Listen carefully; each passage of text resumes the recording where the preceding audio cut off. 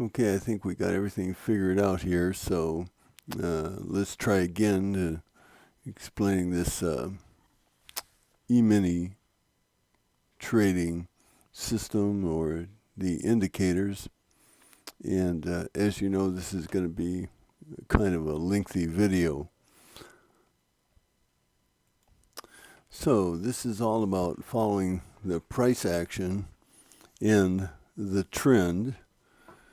And this is on TradeStation, this is the trading screen that I use. Over here is the matrix.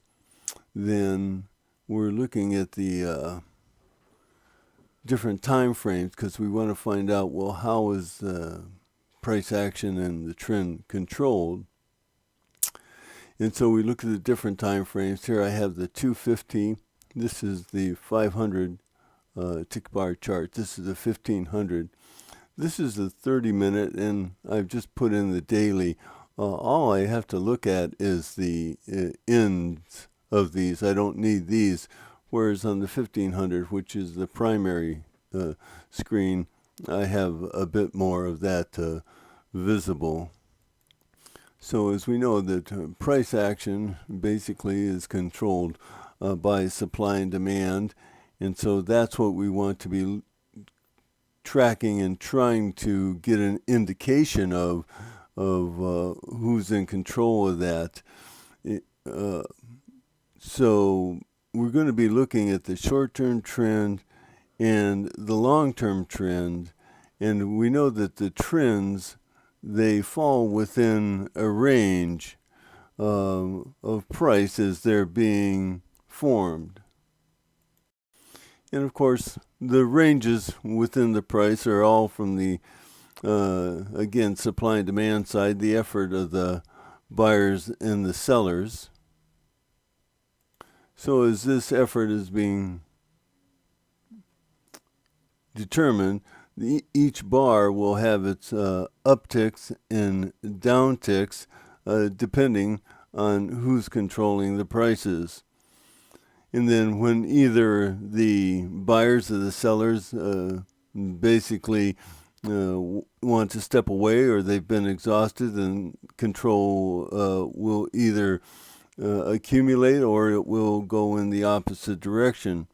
So some of the things we need to know about that is we need to know the volume for each day. Is there more buying or more selling? And something about the quantity or the number of contracts causing price to move.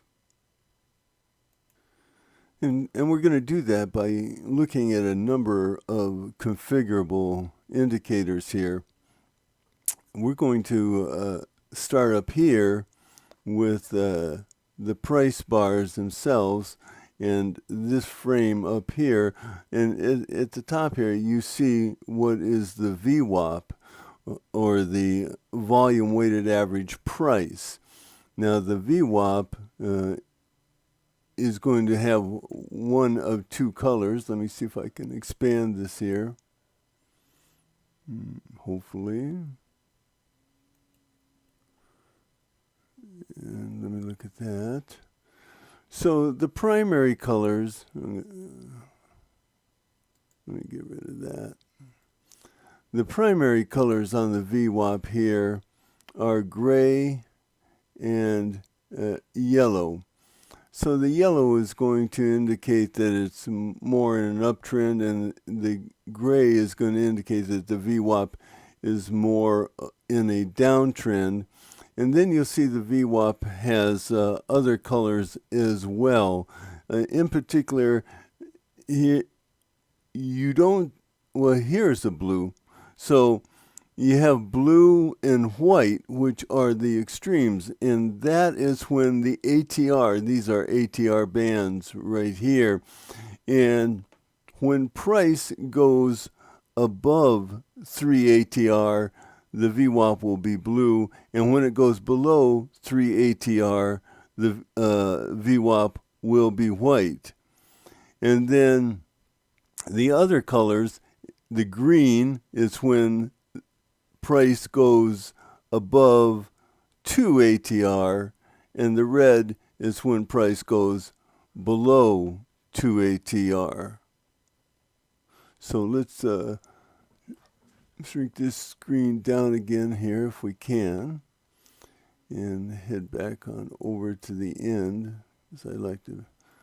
Okay, so that's one indication of what price is doing, and we can ascertain something about the price from the colors in the VWAP. And we tend to know that as the price goes to the VWAP can also act as a support and resistance line. So that's another thing to keep in mind about the VWAP. The next thing we have is the ATR bands themselves. So we know that it goes from a positive 3 ATR to a negative 3 ATR. So this is -1, -2, -3. This is +1, +2, +3. And that's the ATR, which is, of course, the average true range. Now, the trading thing to note about the ATR is that whether it's price is in an uptrend or a downtrend, either one, it doesn't matter really. We know that when price gets at 2 ATR and 3 ATR, it is a bit extended, and you will see the supply and demand, or the buyers and the sellers, especially when it gets around a +2 ATR and -2 ATR, it can just bounce in between those ranges as the buyers and sellers change direction, trying to establish some type of control. So you want to use the ATR bands, even though it's reflected, the ATR is reflected in the VWAP. It might be a better reminder actually of what price is doing to actually have the ATR bands on your price bars. Now, the price bars themselves are simply candles, and you're going to read the candles in the normal fashions with the bodies and the shadows or the tails, however you want to read it. You just read those in the normal fashion. But then you also see that the price bars have different colors themselves. Here's white there, and in here you can see that they're dark gray. And let me see if I can find some others. The white and the dark gray are the primary ones that we're going to want to be looking at. Clearly, of course, the red and the green are standard. And then the white bars are an indication that price is going to either move down or that's the end of a down. That's how you read that interpretation. So this gives you some heads up as to be looking to see, well, is price heading towards, let's say, a move in the other direction, or is it a continuation? So it's a move down. So here you could see this could indicate a move down, which you're having here.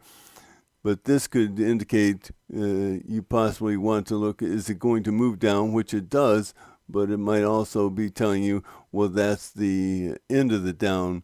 But at any rate, you're going to always want to consider the other indicators in your evaluation of it. And in this case, all we've talked about so far is the ATR bands, the VWAP, of course, and the ATR bands, where price is within those bands. That's the first thing that you want to be looking at. And then the other price bar that we're looking at is this dark brown or dark gray bar. And what that indicates is that that is the highest volume that has occurred in 15 bars, and the volume at this bar is twice the average volume. So that's telling you something. Then you're going to want to look to see if it's solid or it's outlined. If it's solid, then of course that's would be a normal down bar, and if it's just outlined, that of course would be a normal up bar. Now occasionally you will also see blue bars and a yellow bar, such as right here. Here's a yellow bar. And just take those as an indication to be aware that something might be happening with price, and check all your other indicators and check their relationship to each other to see what it is that might be happening at those points. But primarily you're going to be looking at the white and the gray bars to tell you something about the price action. So let's move this over.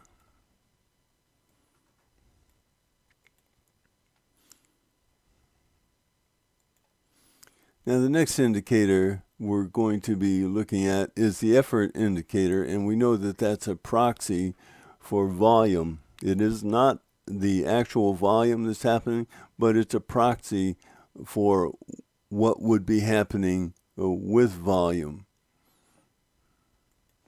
Now, the first thing I want to note is that this indicator is configurable. So we look at the format of that, and we go to the inputs, and we look at the look back, because this looks back. I have it set at 15 bars right here, but you could set it at, let's say, 7 bars. And watch what happens over here to your indicator. Okay, so it changes it quite a bit. So you're going to have to configure that as you want to, as it fits your eye. And we're going to go over the other elements of the indicator here as soon as I change it back here. So on the effort indicators, the green bars, of course, means that there's an effort in the buying or the demand side of the trading equation. And then the red bars, obviously, are just the opposite, meaning that it is the supply side of the equation that's actually more in control at these points. So you're going to be looking to see whether you have red bars or green bars, and especially when they begin and end at these periods, or if they're choppy like that, you're going to want to take note of that.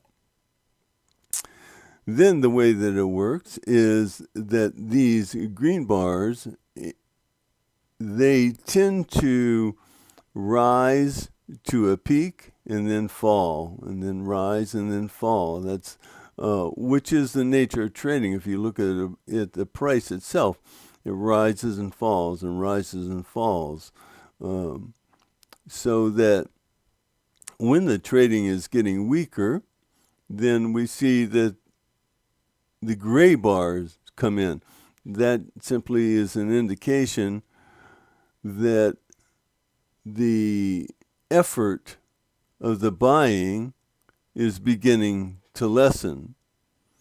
Doesn't mean that supply is taken over, but it does mean that the effort of the buyers is not as strong as it previously was. Then within the bars themselves, you'll see different colored bars, which correspond to the legend of volume. So here you have a white bar that could mean this is a move down or the end of the down.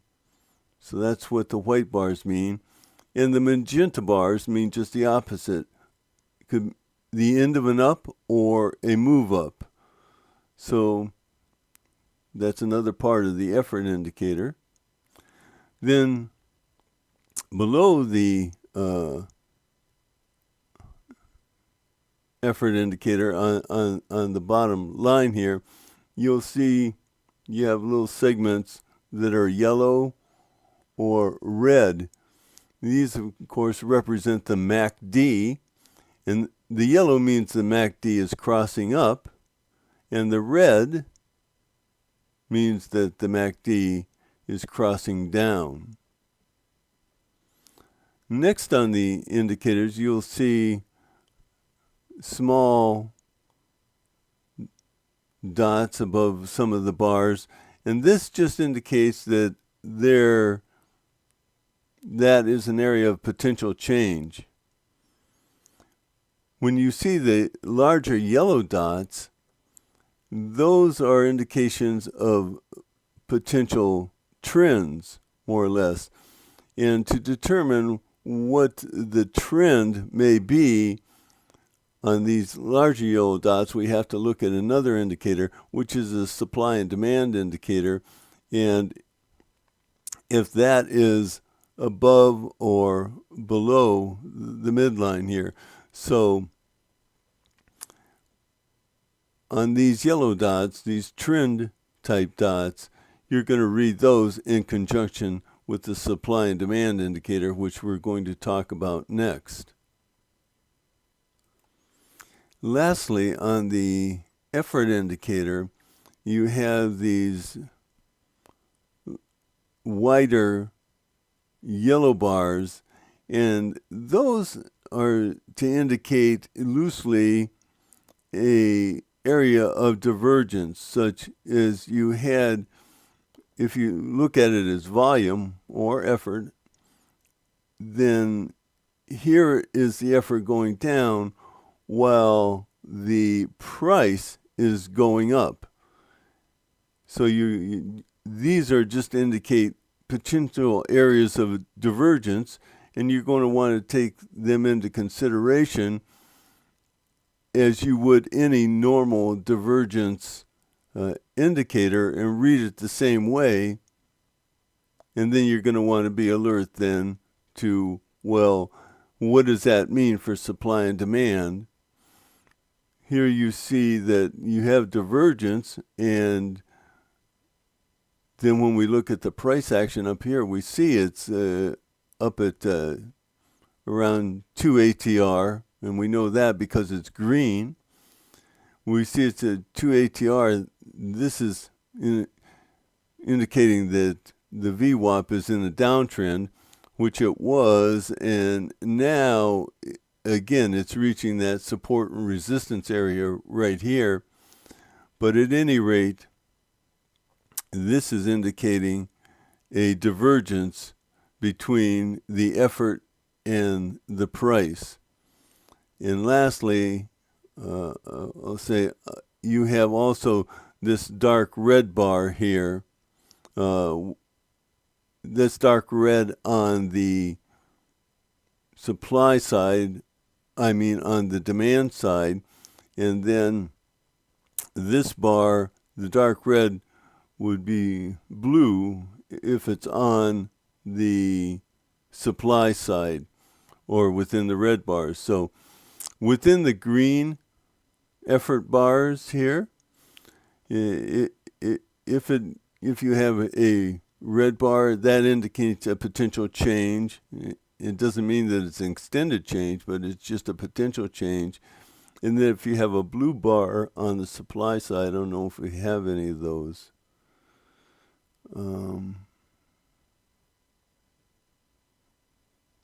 Yeah, those are gray. Yeah, I don't see any immediately, but it would be just the opposite consideration. If that is within the red bars, that would be blue. Okay, so that pretty much covers the effort indicator. Next, we're going to be looking at the supply and demand indicator, and you can see it has two bounds, the upper bound and the lower bound, and these boundaries actually move depending on how vigorous the supply and the demand is. So it can become constricted, more constricted, or it can become more open depending on the activity of price and also the volume or the effort that's coming in, as well as the number of contracts and stuff that are applied during that volume effort. So the way that we read the supply and demand is any time that the price here, and that would be the white line here, is just price action. Anytime it's above the midline here, that's the demand side. And let's see if we can move this back a little bit. And when it's below, this is an indication of this, it's in supply side, or the sellers have control. Things to note about this, of course, is when it hits the upper bound and the lower bound, like right here, it's on a lower bound. Now this is sloping down, so that's quite an indication of selling. So, but you do want to look at when it hits the lower bound, then those are potential places where price can change, as we see right here, up here. And we also now will be reading that with the ATRs and the effort. And now we see it's in the supply side. And if you're going to take a contrarian trade, that would be a place to take it. Of course, you wouldn't know that necessarily until a few bars afterwards, because you have the same situation here, and even more so, as I say, it's sloping down there. But you will see this point where it hits the lower bound or hits the upper bound, and those are potential changes. Like you can see right over here. Here it's hitting the upper bound, and you have a quick change. Here it's hitting the upper bound, and you have more of a change, although that's not extended either. But that is a point to look at with the indicators, is it in the supply side? Is it in the demand side? Is it sloping up? Is it hitting either the top or the bottom indicator? One thing that I failed to mention, and I'll go back, I'll mention it right now. Within the price bars, you will see these little yellow dots. Depending how you have them configured, they could be blue, whatever color you associate them with. But those are timing alert dots, and you can see that they also give an indication fairly reliably of price changes, and those are based more significantly off of RSI. So that's the basis of those. There's some other calculations that go into it as well, but those as well are indications within the price cycle bars of where you could be looking for a change, or they may just support the rest of the readings from the rest of the indicators. So in this case here, you see that we're talking about the supply and demand. We see supply or demand being at the upper bound, and you also see the timing alert dot showing up there, which indicates that you could have a change in direction. Now this supply and demand is also configurable. If we look at it and we look at the format here, it's 78 bars, so the look back on this is 78 bars. That's the way I have it configured. But if you want to configure it differently, you can. You just have to adjust how you use it in evaluating in conjunction with the other indicators here. We'll just change this like to 28 and see what that does to it. You can see that that gives it a shorter term application towards the supply and demand. And the reading would still be the same, but it just depends on what fits your eye and how you want to configure the system. So I'm going to set this back to 78. So that is configurable as well. All right, let's go back over towards the end here.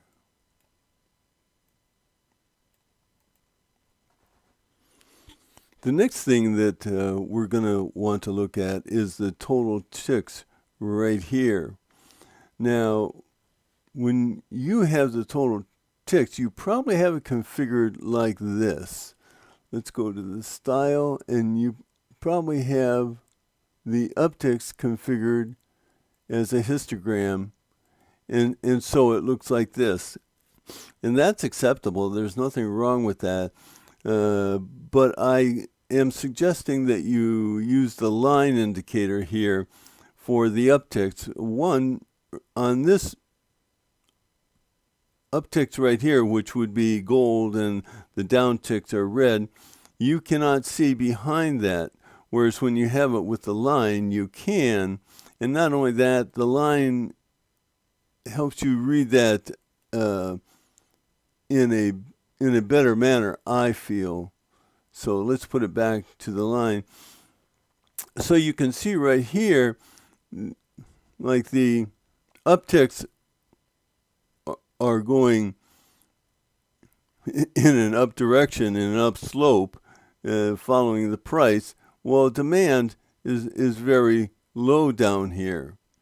So the suggestion is to, and we'll see this more as we read the indicator. Hopefully you can see how having that as a line helps you read it here, because here we have the downticks going, lessening and becoming shorter, while the upticks are gaining in strength or gaining in amounts. You know, so this right here, and what that helps you is, it helps you is like, am I going to stay in the trade? Am I going to take the trade? It'll help you with those determinations a little bit, because remember, as traders, that's the ball game there, as to when do we take the trade and do we stay in the trade. So for instance, let's look right here. At this point right here, the total tricks went up and the volumes went down, and the volume is still very low here. But we have supply hitting the upper bound, and we have green, so it shows that, you know, the effort is still positive. But then we have the magenta bar, which tells us that that is either a move up or the end of an up, and we have a white price bar, which tells us the move down or the end of a down. So since we're at the 2 to 3 ATR level here, well, 2 by the VWAP, ATR level, we might consider, well, could this be price being extended a little bit, and this would indicate a move down and this would indicate the end of a move up. Well, now we see the ticks starting to roll over as well a little bit here. So you want to take that type of thing into consideration as you're reading, the indicators and putting them all together. Then also within this total ticks indicator, you will have dark gray bars and green bars. Now those are configurable as well. And when we look at that, look at the inputs, we can see that the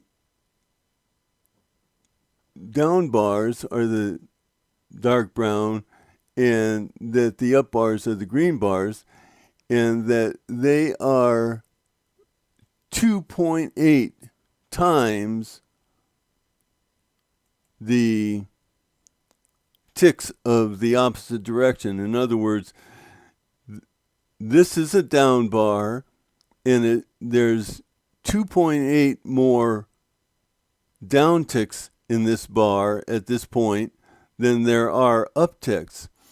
So these bars often represent, probably more of the time represent an exhaustion point of buyers or sellers. So this we would expect that potentially price might be going up. Now, here it didn't. Well, it did a little bit, but that is what you want to take into account at these points with the gray bars and the green bars. Do they represent exhaustion, or do they represent momentum in that direction? In other words, does this represent sellers stepping in, or does it represent sellers stepping out?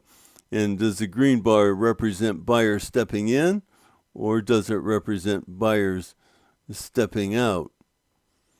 So we look at the green bar here, and we would see in supply and demand, it's just starting to cross over. And then up here on the effort, right at this point, we have the effort bar turning green. It had become weak a little bit, but the height of it wasn't. Now we have it turning green again. We have a trending dot. So that trending dot, we look down here at the supply and demand, and we see it's on the supply side. So we would expect that trend would likely be to the upside. And we see that it does trend to the upside. Of course, even within any trend, you're going to have the range that we talked about going from a higher ATR to a lower ATR, and then back and forth like that. So that may be outside of your drawdown in your trading, but it's still indicating that, here is the uptrend that this is corresponding to. So back to the total ticks indicator. So that's configurable as well. And as you saw, you can change the input to it with the look back as well. If you want to look back more than 3 bars, I have it set at 3 bars, but you can change that to however you would like to use it. And for instance, let's move it back. Let's go and move the look back to 15 bars. Okay. So now we kind of see, well, what is happening? Well, we see that supply is clearly on the long run, because we changed it to 15 bars, supply is more in control here. And that now we see, I meant demand is more in control. Now we see supply starting to come in. Well, over here, they're kind of equalized right at this point, and then they both move up, kind of each one trying to take control, but demand is in control and has been, and we see that up in the supply and the demand area. So you can get a feel for what is the general strength in the long term by changing that parameter. But on a day trading type of basis, you might want to have it within the 3 bars, because you want to see, well, what is happening to price action right at the moment. Okay, so now the next indicator we're going to be looking at is the long-term trend indicator. Now, when you look at that, especially as I have the screen configured here, you can see that this is the price, and this is kind of following price in that same way, and it doesn't look like it's necessarily a long-term trend. However, when you expand this, if I can, when you expand this out, then you see better the long-term trend. So here's the long-term trend, and it changes right here, and now here is the long-term trend in the other direction. And in a moment, when we shrink this screen down again, this will become more immediate. But at any rate, the colors, what the colors represent on this is the gray represents the longer-term downtrend. The yellow represents a longer-term uptrend, and the cyan line is simply the continuation of the previous color. But also the cyan line reads that there is some possibility that this might be a area of change. And what this represents is the highest or lowest calculation of the long-term trend changing at these points. So you can see this would be cyan. It starts right down here, and so by the calculations, even up here, you can see it. Let's see when that starts. Kind of starts over here. So it says, well, at this point, right here, that was the lowest point for the long-term downtrend in so many bars. And this, of course, is another configurable indicator where you can change that. Here's your look back, and I have it changed to 78 bars. It looks back. And again, that's a calculation. These cyan bars are a calculation of the highest and lowest bars for the long-term trend, and it's you can configure that as well by it takes the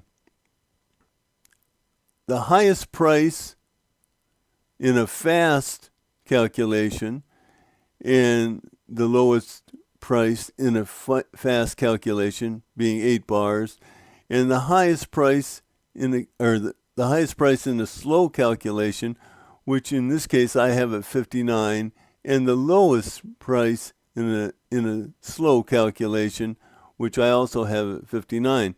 So when you can change these calculations, and it will change where you see the long-term up or down trend changing, as well as you can change it with the look back period, because it looks back, in this case, 78 bars of these calculations. So I probably didn't explain that well, and even if I did, you're probably going to have to think about that for a second. But at any rate, know that it's configurable, and that when you see the cyan bars, you know that there is a possibility of change because it has reached a new low or high calculation, but primarily the yellow is a long-term uptrend and the gray is a long-term downtrend.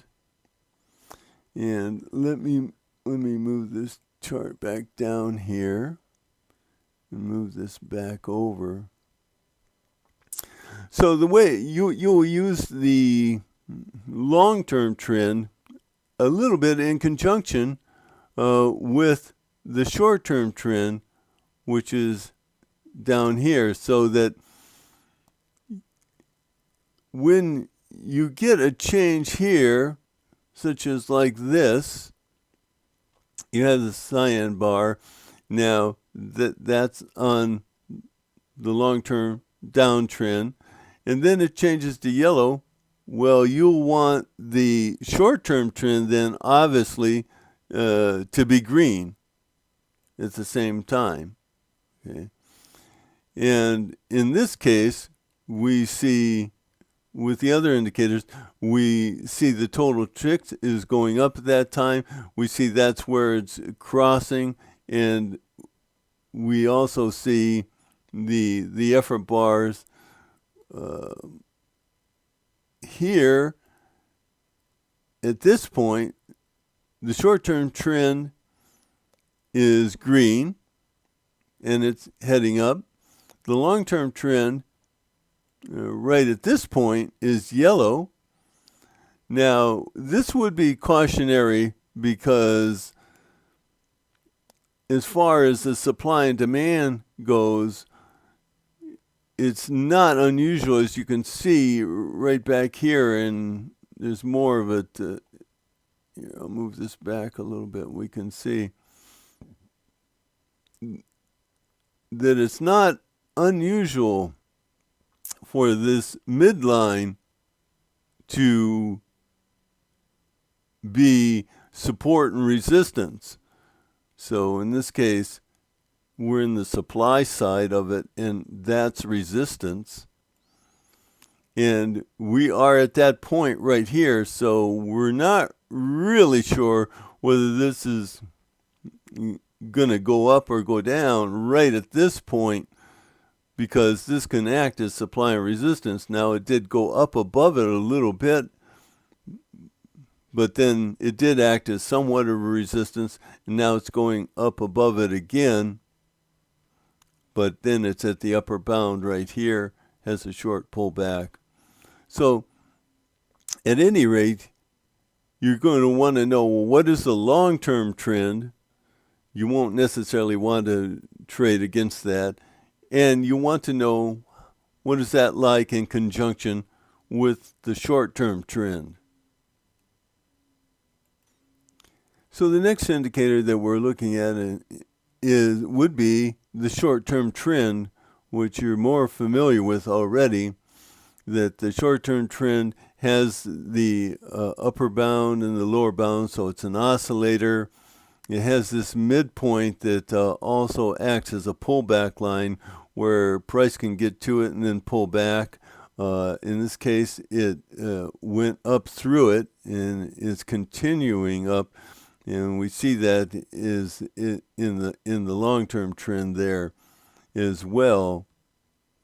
Now, when we go back, let me see if I can expand this.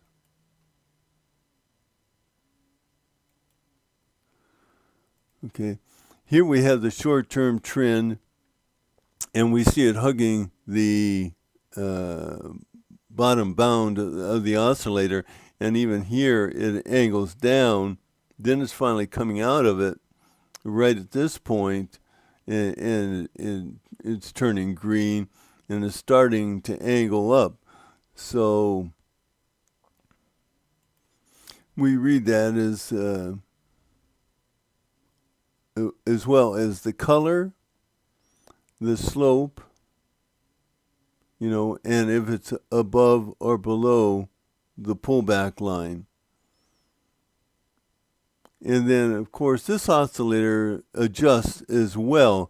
We can see the supply and demand oscillator here, the upper bound starting to step down and narrow the range of the supply and demand trading activity. But on the short-term trend, we see it fairly consistent here until it gets to here, and then the bottom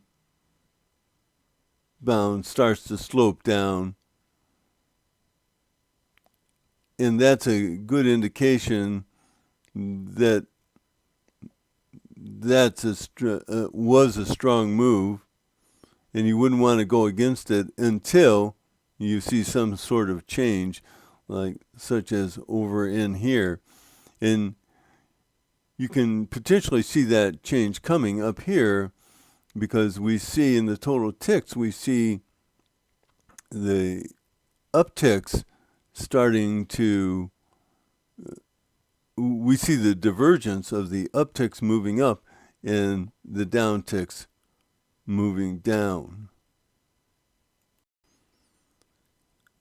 But once you get down to here, now you see some of it can be a benefit or a difficulty in all of the signals that you have, because you can't just take necessarily one or two. You're going to want a number of these indicators to agree with your trading decision and guide your trading decision, I think.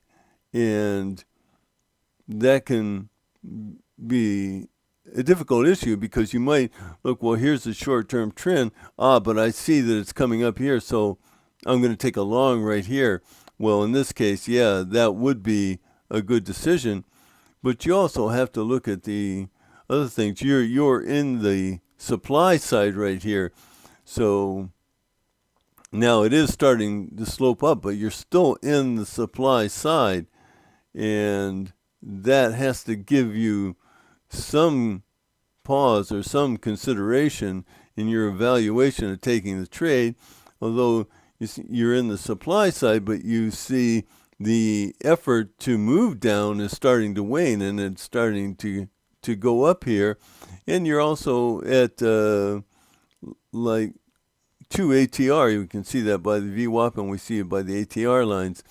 You're at the 2 ATR, which itself can be an extended area of price that it would move from, but you are below, you're in a downtrend according to the VWAP.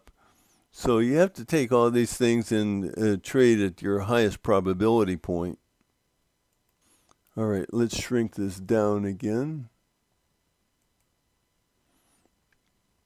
Okay, so the next indicator that we'll be looking at is momentum. Of course, you're fairly familiar with that. In that case, you have lots of emails coming in. That's what you have. No, what you have here is 3 different lines. You have the price momentum, then you have the trade momentum, and then you have the time momentum. Okay, and they again are an oscillator with an upper bound and a lower bound. The upper and the lower bounds in this case are static. They will remain the same. But we know that price tends to oscillate from the upper bound to the lower bound, both by price momentum and trade momentum. Now, the highest probability points is when they're all at the same bound at the same time, such as right here, we see trade momentum at the upper bound, price momentum crossing down through it, and you can look up, you can see here is price coming down and the down ticks moving up, and you have other indications right at that point. Here you have another one which was much slighter. Let's see. Now here you have them all together at the down point right here. So those are your higher probability points, especially for a change in trend. And we know that the color coding on it obviously is red for up, green for up, or red for down. But on the trade momentum, when it is blue, that means that it is at a high point, or if it's on the bottom, let's see if we can get one. On the bottom, it's at a low point. So you will take that into consideration as well. So I think what you have to do is you have to look at the momentum, and when things are difficult to read, like this is the short-term trend, that's a difficult one to read because it's at the pullback line and it's just bouncing through it. The momentum says it's down, so it might be difficult to take a uptrend, a long trade right at this position, as well as you don't see anything too definitive right in here. If anything, you'd say, well, maybe it's looking like that would be a down trade, except you're up here, you're in the demand side of the cycle, which would be positive, but you look up here and you say, oh, I just had a red bar plus these gray bars show weakness in demand. So right at this point, the indicators are really telling you, it's hard to say which way that is, the buyers or sellers are trying to take it, and we don't really know that there's anybody really in control at that point. So without being able to read it more definitively, that probably wouldn't be a high probability trading point. But you're definitely going to want to use the momentum, and you're going to want to look at all the indicators to see, well, what is the configuration of all the indicators together when there's a high probability trade and when there's a low probability trade. Then lastly, we're going to look at the candle indicator, which simply is the body of the candles and the shadow of the candles. Now on the shadow, which is the white line here, when it changes to blue, that means there's a large distance between the body and the shadows, and that often can result that might be a turning point in itself. But you're reading it primarily that when the body is above the shadow, that's more of a positive direction. It's more of a seller's direction. And when it's below, that's more I mean, it's more of a buyer's direction when it's above, and when it goes below, then that's more of a supply side direction or a seller's direction. So you're just going to want to use that with that interpretation, but you're going to want to see, well, when do all these things line up? So let's just look at price. Well, if we looked at price and it's going along here, it's hard to tell necessarily by the effort because it's moving up and down, like that. Here we see some divergences. Of course, you can read the MACD or whatever. But it is trending down, and we see that the supply and demand indicator is still in the supply side over there. So that would be the supply that's coming in. And now we had this bouncing up and down with the momentum indicator, but at this point here we have all three near the bottom of the bottom boundary of the oscillator, and we have the trade momentum is blue, so we know that it's somewhat consistent. Here it starts to turn up, and they both turn green there. Still, the short-term trend is down at the lower bound, but starting to turn up. So now, at this point here, we do have the long-term trend turning up. We have the short-term turning up. We have the momentum turning up, and we have the body showing more of a demand right at that point. We're still in the demand side, which is not a positive thing, but on the effort, we do see at this point, we see the effort turning towards the demand side. However, if you get in right here, which all these things would indicate that's a positive place to get in, you would go through this drawdown. Now, clearly, you would go up with it, because it does draw back down to not quite 2 ATR and then go back up again. So it would, in the long run, be a good trade.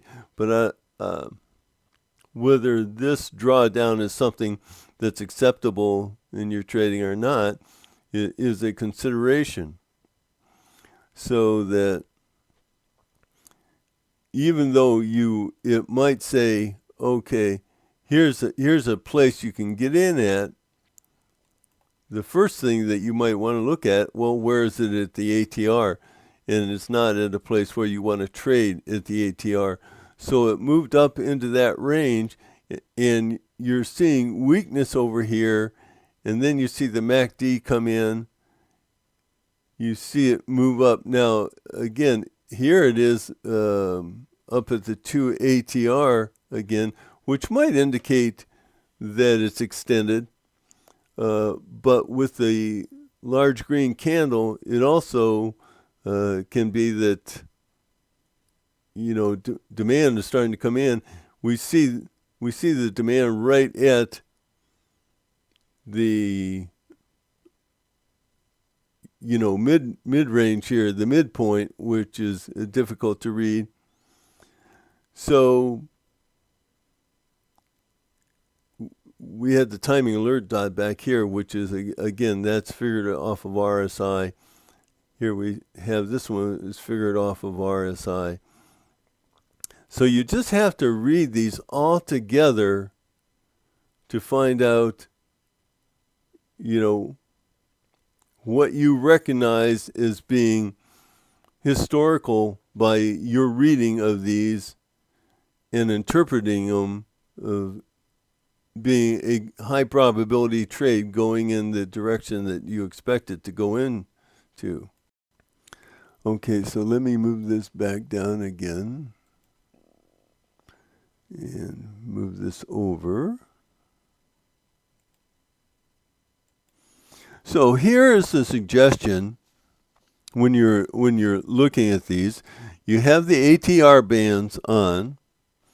You also have the VWAP, but the first thing you want to look at is your ATR. Where are you at in the ATR? As we know, price tends to bounce between a positive 2 ATR and a minus 2 ATR. So the first thing you want to potentially look at is your ATR. Then you want to look at your candles. Do you have a white or a gray candle? And are those up or down candles? Of course, you want to read them as they are interpreted with how we interpreted the white. Then you're going to want to look at your total ticks bar.